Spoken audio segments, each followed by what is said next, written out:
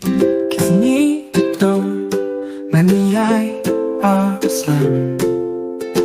Kajimut jong ahakmat PM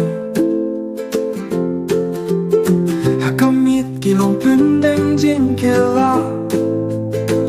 Kung makipernay lapin Snongu yakapin thay Kajong na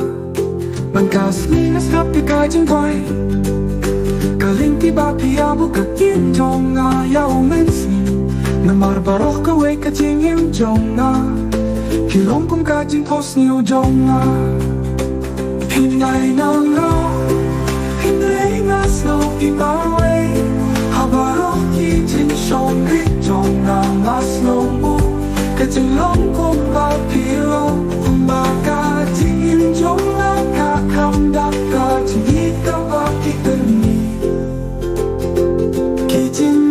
Bapi ai ki pinyin kapur thai jong na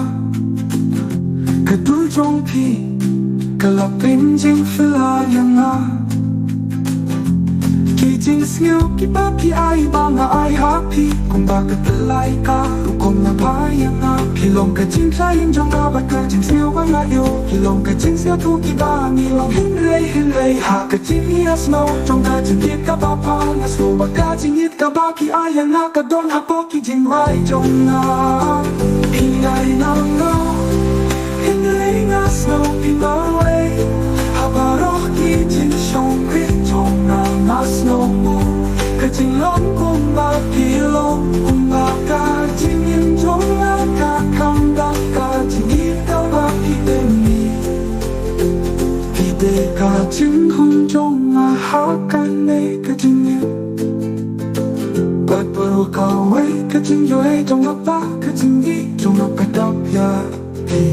But man ka ni nga snap ya ka jing wai Ka jing yi jong na hinray na yo ka tung dong ha ka min sin jong na Hingay na nga hinray nga snow pimaway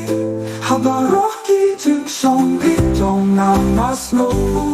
Ka jing long kong ma pilo kung ma ka jing yin jong na ka kang da ka jing hit ka ba ki teni Ka jing hit jong ki ba ka jing kilo ha ka jing yin jong na Ka jing long ya ki ba ki la ban ya lo